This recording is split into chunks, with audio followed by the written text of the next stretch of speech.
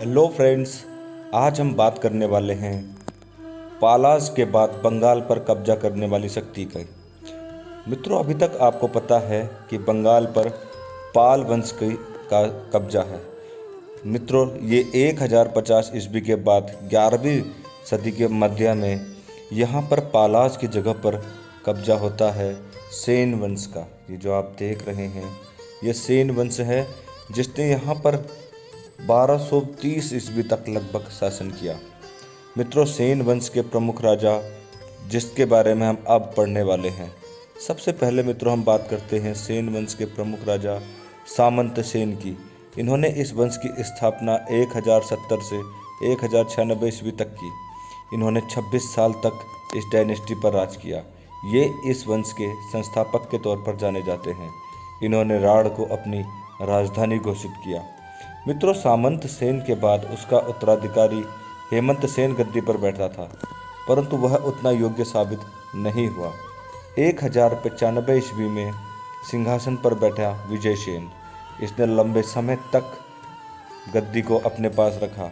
सेन वंश का ये शक्तिशाली राजा था और इसने नब्य एवं बीर साम्राज्य को जीता। नब्य से नेपाल और बीर से मिथिला। मिथिला भी नेपाल की सीमा में ही पड़ता है, नेपाल और बिहार के बॉर्डर पर। तो मित्रों, ये बड़े साम्राज्य को जीतकर इसने अपने साम्राज्य का विस्तार किया। ये शैव धर्म का अनुयायी था। मित्रों, इसी ने विक्रमपुर और विजयपुर नाम के 2 शहरों की स्थापना भी की। विजय सेन ये पाल डायनेस्टी के बाद बंगाल पर अपना साम्राज्य स्थापित करने वाला वंश था। इन्हीं में चौथा राजा वैसे, लेकिन हमने जिनके बारे में पढ़ा है उनमें तीसरा बल्लाल सेन। ये बल्लाल सेन काकतीय वंश वाला नहीं है जो आप बाहुबली में देखा था। उसके अतिरिक्त बल्लाल सेन ने 1158 से 1178 तक बंगाल पर शासन किया। इसे कुलीनवाद नामक के सामाजिक आंदोलन के लिए भी जाना जाता है। इसने बंगाल में जाति प्रथा एवं कुलीन प्रथा को संगठित करने का कार्य किया।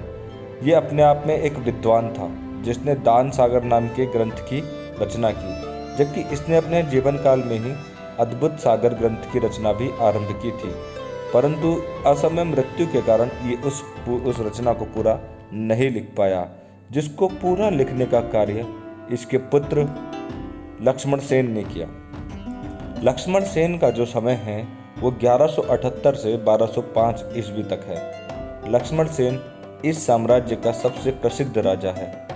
इसने बंगाल में लखनौती नामक एक जगह की स्थापना की और उसी को अपनी राजधानी बनाया। मित्रों, मैं आपको बता दूं, इसके दरबार में गीत गोविंद रहते थे। इसके दरबार की एक प्रमुख घटना मैं आपको बताता हूं। इसके समय में सन 1202 में कुतुबुद्दीन बख्तियार खिलजी का आक्रमण होता है। होता क्या है, उन दिनों लखनौती की हम बात कर रहे हैं, उन दिनों लखनौती में घोड़ों का आना जाना अरब से नॉर्मली होता था। अरब से आने वाले घोड़े आम तौर पर उस क्षेत्र में दिखते थे। जब उस क्षेत्र में ये घोड़े दिखते थे तो एक बार क्या हुआ, उन दिनों नालंदा पर एक कब्जा किया कुतुबुद्दीन बख्तियार खिलजी नाम के व्यक्ति ने। उसने नालंदा विश्वविद्यालय को तहस नहस कर दिया। वह साधारण वेशभूषा में बंगाल की सीमा में प्रवेश भी कर गया। अब उस समय पर इतना ज़्यादा गंभीरता से इस विषय को नहीं लिया गया। लक्ष्मण सेन उस समय पर अपने लखनौती के महल में ही थे। साधारण वेशभूषा में उन्हीं घोड़ों के बीच में शामिल होकर कुतुबुद्दीन बख्तियार खिलजी ने बंगाल में प्रवेश कर लिया।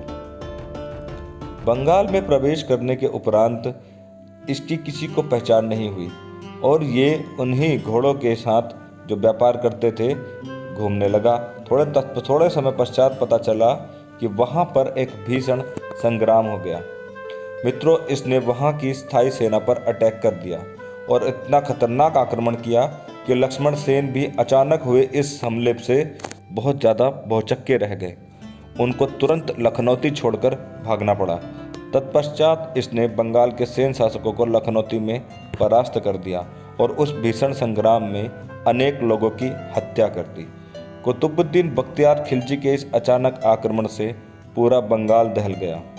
अपना शासन छोड़कर लखनौती के राजा को सिंहासन छोड़कर असम कामरूप की तरफ भागना पड़ा। मित्रों, लक्ष्मण सेन के बारे में हम जब बात कर रहे हैं तो इनके जो पिताजी थे काफ़ी विद्वान थे, जिनके बारे में हमने आपको बताया अभी, जिन्होंने दान सागर नामक ग्रंथ की रचना भी की। बल्लाल सेन अद्भुत सागर नाम के ग्रंथ की रचना नहीं कर पाए, उससे पहले ही उनकी मृत्यु हो जाती है। परंतु मित्रों, मैं आपको बता दूं, इन्होंने कई विद्वानों को भी अपने महल में संरक्षण दिया। उन्हीं में से एक थे जयदेव नाम के। इनका नाम आपने अवश्य सुना होगा। गीत गोविंदम इनकी प्रमुख कृति है। मित्रों, परीक्षा में सबसे ज़्यादा पूछे जाने वाली कृतियों में शुमार गीत गोविंदम के रचयिता जयदेव थे। जयदेव लक्ष्मण सेन के दरबार में ही रहा करते थे। आप सामने जयदेव जी को देख भी रहे होंगे। इनकी प्रमुख कृति गीत गोविंदम अक्सर सबसे ज़्यादा परीक्षा में पूछी भी जाती है। इसके अतिरिक्त इनके दरबार में हलायुद्ध नाम के भी विद्वान रहा करते थे, जिन्होंने एक सुंदर कृति की रचना की है जिसका नाम है ब्राह्मण सर्वस्व। इसके बारे में भी अक्सर आपसे परीक्षा में पूछा जाता है। मित्रों, इसके बाद बंगाल पर मुस्लिम आक्रमण के बाद यहाँ पर मुस्लिम शासन ही प्रारंभ हो जाता है। बख्तियार खिलजी के बाद कुतुबुद्दीन ऐबक का दौर आता है। आपको पता होगा सन 1206 में कुतुबुद्दीन ऐबक यहाँ पर गुलाम वंश की स्थापना कर देता है। तो मित्रों, आपको ये वीडियो कैसा लगा हमें ज़रूर बताइए। हमें आपके उत्तर का इंतज़ार रहेगा। धन्यवाद मित्रों।